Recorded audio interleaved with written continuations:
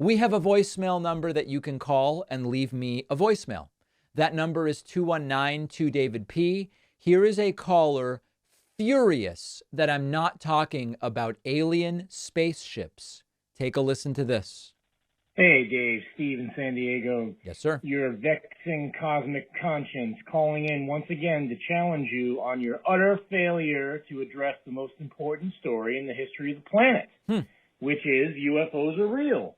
We have now a totally accredited, all the justification and backing in the world type guy who has just come out, an official whistleblower, saying, look, this is real. You have to deal with it.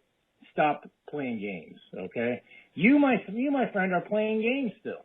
You ignore the story. You don't want to cover it. You've minimized it. You've dismissed it. Instead, let's go with yet another segment on why Donald Trump is bad and how you can look all superior and smarmy pointing that out. Whether or not Donald Trump is bad is not the point.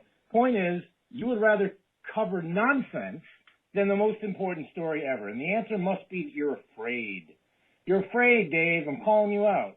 Why? Because if UFOs are real, and they are, then it calls into question and undermines everything that you're touting as being so important to cover. That is quite a conspiracy theory. Now, I think it's really important to mention, when you say UFOs are real, all you're saying is there have been flying objects that were unidentified.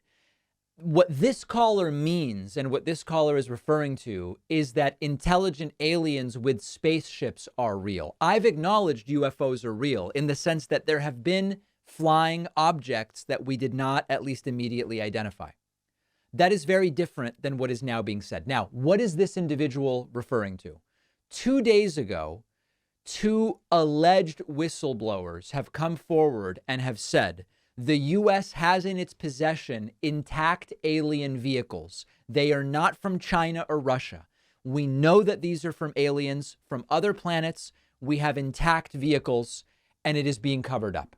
Now, when you say I'm scared to cover it, what exactly would I say? Because these are claims from 2 people. They've not been verified by any independent source, and no evidence has been presented. So given that there's no evidence, what exactly could I say? Now, the conspiracy theorists will say, right, but David, they're hiding the evidence. The fact remains we have no evidence.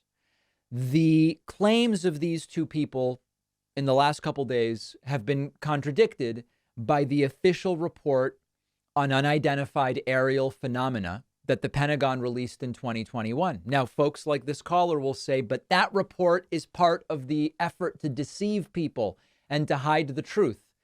I don't have evidence of that. And that sort of depends on whether you trust these 2 people or whether you trust the report that was published. What do you prefer to rely upon? Either way, I don't have evidence to support what this caller is telling me. So it's tough when people say you're not covering it, you should be covering it, you're afraid to cover it. What exactly could I add to the story? There are unproven claims from 1 or maybe 2 people for which no evidence has been presented, which some people see and say that's the cover up, that's the conspiracy. I don't know what you want me to say about it, because not only do I not have evidence for the claims being made, I also don't have evidence that there is any cover-up taking place. And I know that conspiracy-minded people say that's the evidence of the conspiracy. Absence of evidence is evidence. But that's not really the type of show this is. We have to deal in empiricism and reality and evidence. So I'm open to hearing from the audience. Is this a story I should be aggressively covering? Should I be all over the claims of 1 or maybe 2 people that the U.S. has intact alien spacecraft absent any evidence suggesting that that's the case? Or is there not very much for me to say about it? Let me know what you think, and I will be guided by the audience. We are going to have such a great bonus show for you today. Oh, the bonus show where you want to make money. Yes. Everybody else that makes money to fund themselves is bad. Assisting us in making money on today's bonus show, we are going to talk about another explosive Republican campaign launch for president.